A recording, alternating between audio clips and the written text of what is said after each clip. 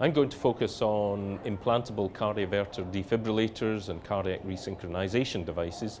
There are a few other implantable and wearable devices that are mentioned in the guidelines, but that's really the focus.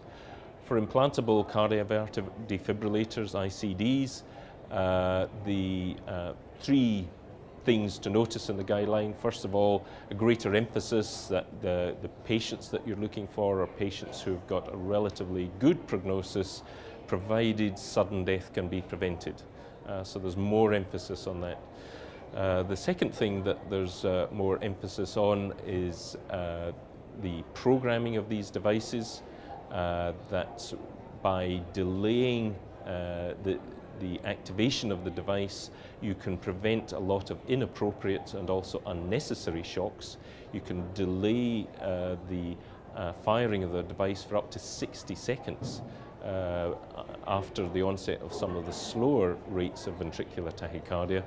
And with that, you not only saw a huge reduction in the number of shocks in the MADE RIT trial, but also an improvement in prognosis. So here we can make an intervention more comfortable for the patient, but at the same time improve their outcome.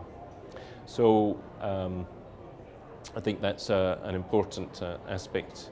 The other important aspects of the guideline with respect to ICDs was generator box changes.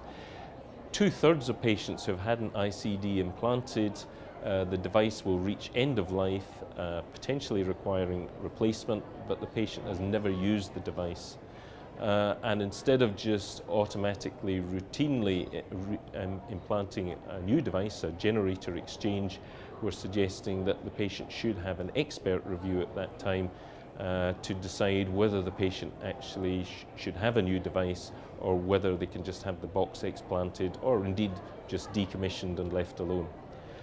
In terms of cardiac resynchronization therapy, I think there's been a huge simplification of the rather complex 2012 guideline. In essence, what the new guideline says is if your QRS duration is greater than 130 milliseconds and your left ventricular ejection fraction is less than 35% and you're symptomatic, you should be considered for cardiac resynchronization therapy. You need a few more symptoms if you're in atrial fibrillation than if you're in sinus rhythm. There's more confidence in making this recommendation if you're in left bundle branch block than if you're not.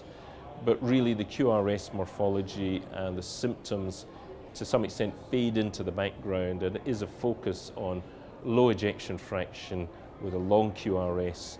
Those are the patients you should be considering for CRT.